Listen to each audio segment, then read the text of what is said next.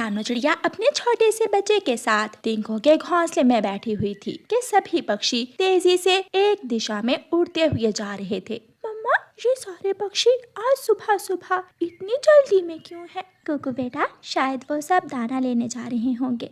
तभी पास से कालू कौवा गुजरता है और रानो चिड़िया कालू कौवे से पूछती है, कालू भैया, आप सब इतनी जल्दी में क्यों हैं? कहाँ जा रहे हैं आप? रानो चिड़िया, जंगल में तेज बारिश के साथ तूफान आ रहा है। हम सब नारियल के पेड़ से पत्ते लेने जा रहे हैं ताकि अपने अपने घरों को मजबूत बना सके। ऐसे कहते हुए कालू कौवा वहाँ से उड़ जाता है। कुकू बेटा, हमारा घर तो तिनकों का है, मैं नारियल के पेड़ से पत्ते ले आती हूँ। मम्मा, जल्दी आना, मुझे अकेले बहुत डर लगता है। मम्मा चिड़िया नारियल के पेड़ से पत्ते लेने चली जाती है। जब रानो चिड़िया नारियल के पेड़ के पास पहुंचती है तो उस पर कोई भी पत्ता ना था। रानो चिड़िया मैना से पूछती है, मैना, सुना है सारे पक्षी नारियल के पेड़ से पत्ते तोड़ रहे हैं, लेकिन इस नारियल के पेड़ पर तो कोई भी पत्ता नहीं है। चिड़िया बहन, इस पेड़ के पत्ते खत्म हो गए हैं और अब पक्षी दूसरे नारियल के पेड़ से पत्ते तोड़ रहे हैं। रानो चिड़िया तुरंत उड़ती है और दूसरे नारियल के पेड़ की तरफ जाती है। रानो चिड़िया देखकर हैरान हो जाती है, वहाँ तो पक्षियों की लंबी लाइन लगी हुई थी।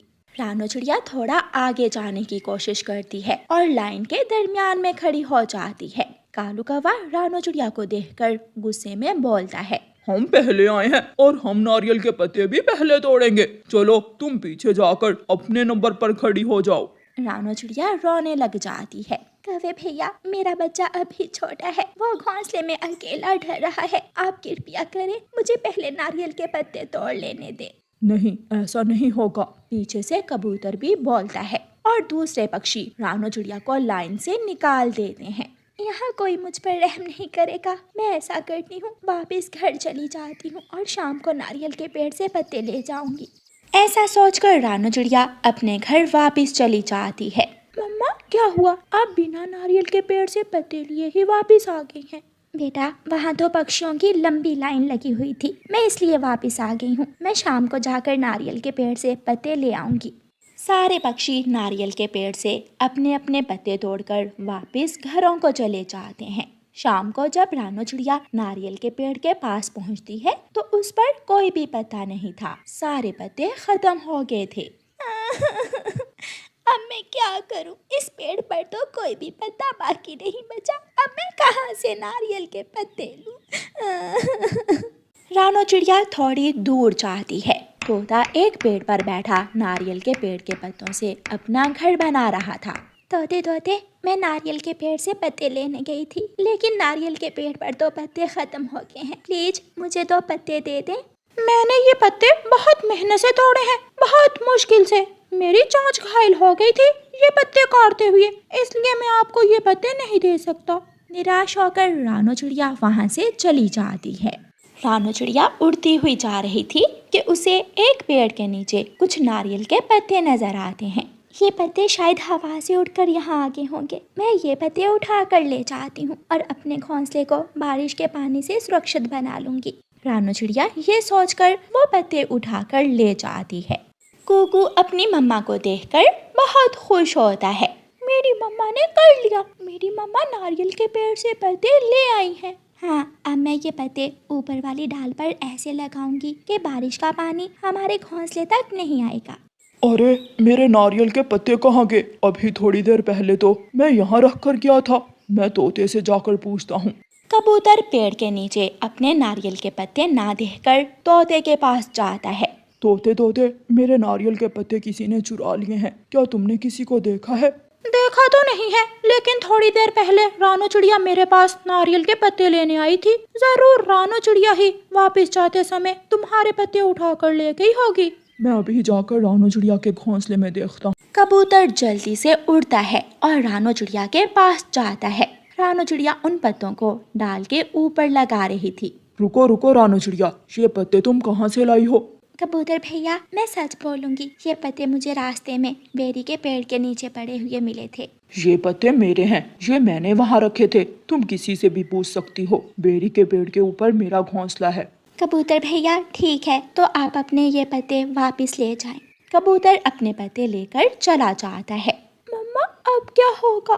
कुकू बेटा, आसमान पर बादल छा गए हैं, बारिश शुरू होने ही वाली है। हमें ये घोंसला छोड़ना होगा, हमें किसी सुरक्षित जगह पर जाना होगा। मम्मा चिड़िया जैसे ही अपने बेटे को लेकर अपने घोंसले से उड़ती है, तेज बारिश शुरू हो जाती है और उसका घोंसला तेज हवा से दूर उड़ जाता है। बारिश के आने से पहले पहले सभी पक्षियों ने अपने अपने घोंसलों के ऊपर नारियल के पत्ते लगा लिए थे। कौवा अपने घोंसले में लेटा हुआ बारिश का मजा ले रहा था। कबूतर भी खुश था क्योंकि उसका काम भी हो गया था, वो भी बारिश के पानी से सुरक्षित था। तोते ने तो पहले ही सारा काम कर लिया था।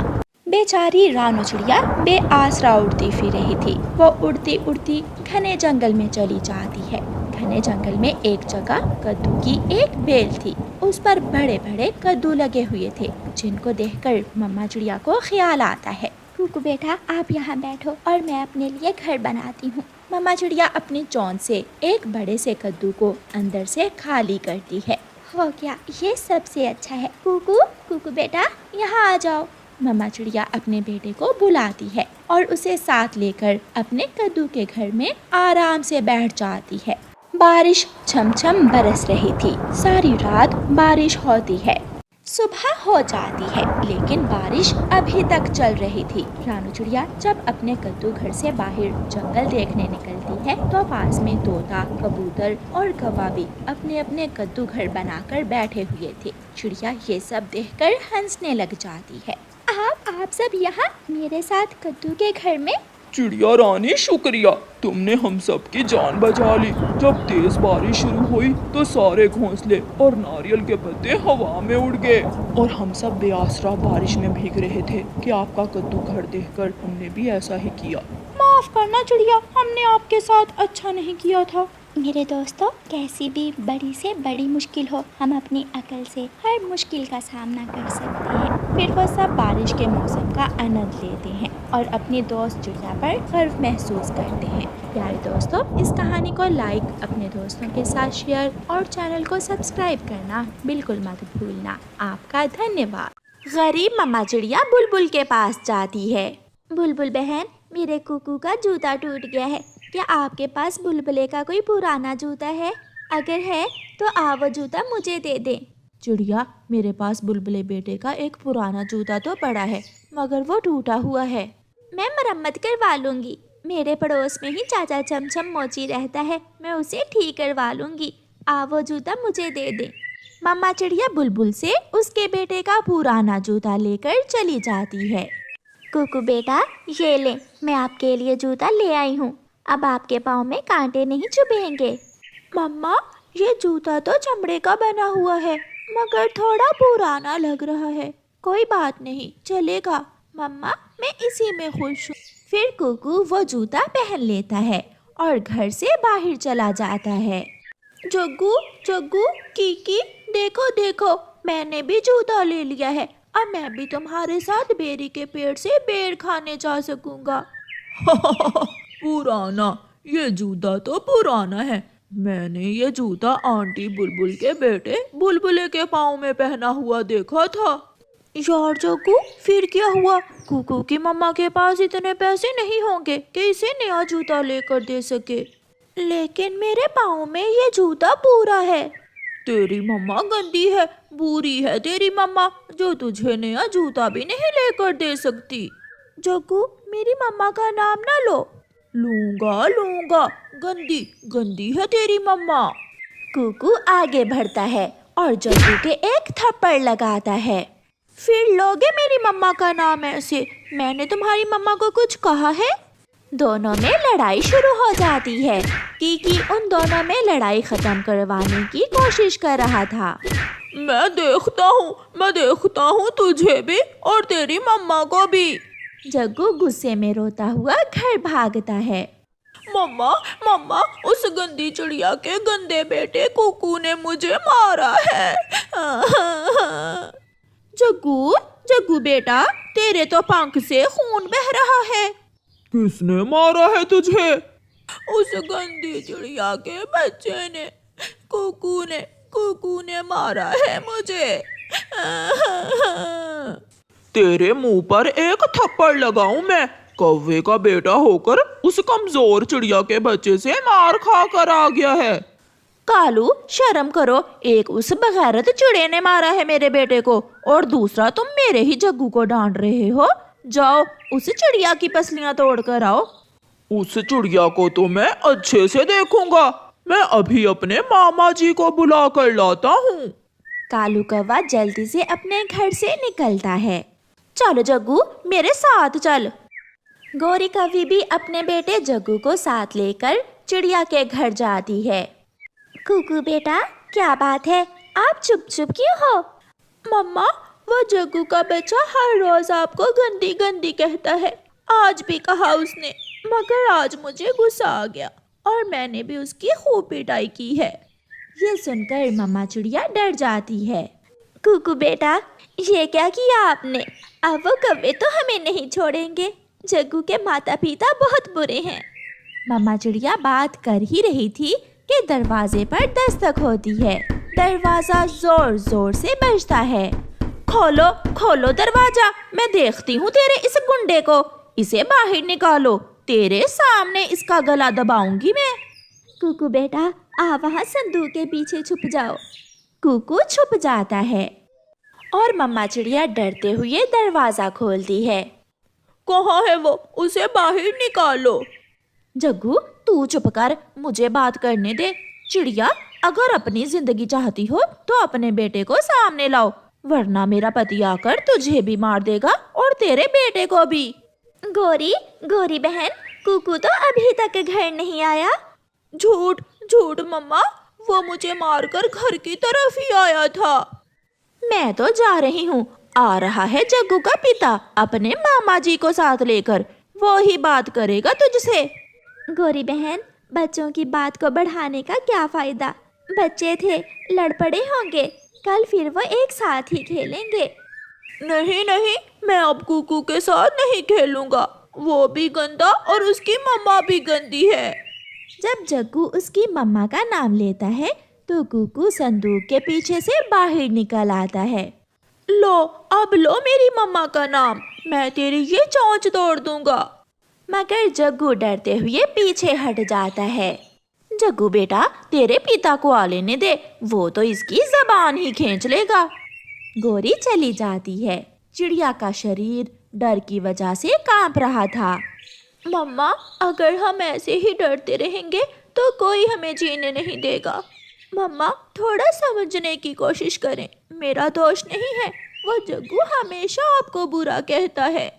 मगर कुकू बेटा कालू अपने मामा को बुलाने क्या हुआ है? मैं भी अपने दोस्त को बुला कर लाता हूँ, अपने दोस्त चीलू को। रुको रुको बेटा। नहीं मम्मा, अगर आप डर गए तो ये कौवे हमें जंगल से ही निकाल देंगे। कुकू जल्दी से उड़ता हुआ अपने दोस्त चीलू के पास जाता है। यार चीलू, तुम्हें तो पता है मेरी मम्मा गरीब है, इसलिए वो कौवे जब देखो मेरी मम्मा से लड़ाई करते हैं, मगर अब मैं ऐसा नहीं होने दूंगा। क्या तुम्हें मदद की ज़रूरत है? हाँ मेरी मदद करो, जग्गू का पापा अपने मामा को बुलाने गया है हमसे लड़ाई करने के लिए। मैं अभी अपनी मम्मा को सारी बात बताता हूँ। फिर चीलू घर के अंदर जाकर अपनी मम्मा को सारी बात बताता है। मम्मा वो कौवे चिड़िया आंटी पर बहुत जुल्म करते हैं। अगर ऐसा है तो बेटा चीलू अब वो कौवे कभी दोबारा चिड़िया को तंग नहीं करेंगे। फिर कुकू अपने दोस्त चीलू और उसकी मम्मा माही चील को साथ लेकर उड़ता है। मामा जी जल्दी चलो, चिड़िया से लड़ाई हो गई है। रुको भांजे, मैं डंडा उठा लूं। कालू कौवा अपने मामा को साथ लेकर वापस होता है। मम्मा आपने देख लिया ना, वो कुकू आपके सामने भी मुझसे कैसे बात कर रहा था। चुप कर जा मेरे चंदा, बस आने ही वाला होगा तेरा बाप, वो नहीं छोड़ेगा आज चिड़िया को, मरेंगे आज वो दोनों माँ बेटा मरेंगे। कौवा और उसका मामा भी पहुंच जाते हैं। बाहर निकलो चिड़िया, दरवाजा क्यों बंद किया है, बाहर निकलो। ठहरो चिड़िया, मैं देखती हूँ इस बदमाश को। चील घर से बाहर जाती है, पीछे उसका बेटा चीलू कुकू और उसकी मम्मा भी बाहर आ जाते हैं। हाँ बे कौवे, काली शक्ल वाले, क्या बात है, क्यों शोर मचा रहे हो? चील दी, ये चिड़िया अपने पड़ोसियों से लड़ाई करती है। चीलू बेटा, कहाँ है? मेरी लाठी तो दो मुझे। बुरी बात है लड़ना चील दी। मैं तो चिड़िया रानी को यही बात समझाने आया था, लड़ना बुरी बात है। लड़ाई करने से कुछ हासिल नहीं होता, और ऐसे भी बच्चों की बात पर लड़ेंगे तो सब हमें पागल कहेंगे। चील दी, कालू चल भांजे। कालू कौवा और उसका मामा भीगी बिल्ली बनकर वहां से भाग जाते हैं। कुकू और चीलू हंसने लगते हैं। देखा मम्मा, डरने का नहीं, मुकाबला करने का। आंटी चिड़िया, अगर ये कौवे फिर दोबारा आए तो जरूर बताना हमें। चील दी, बहुत बहुत शुक्रिया आपका। अगर आप ना आती तो ये कौवे मुझे कभी ना छोड़ते। तुम चिंता ना करो चिड़िया, मैं इसकी पत्नी को भी बता दूंगी, जो गोरी बनी फिरती है, कि दोबारा तुमसे पंगा ना ले। प्यारे दोस्तों, इस कहानी को लाइक, अपने दोस्तों के साथ शेयर और चैनल को सब्सक्राइब करना बिल्कुल मत भूलना। आपका धन्यवाद।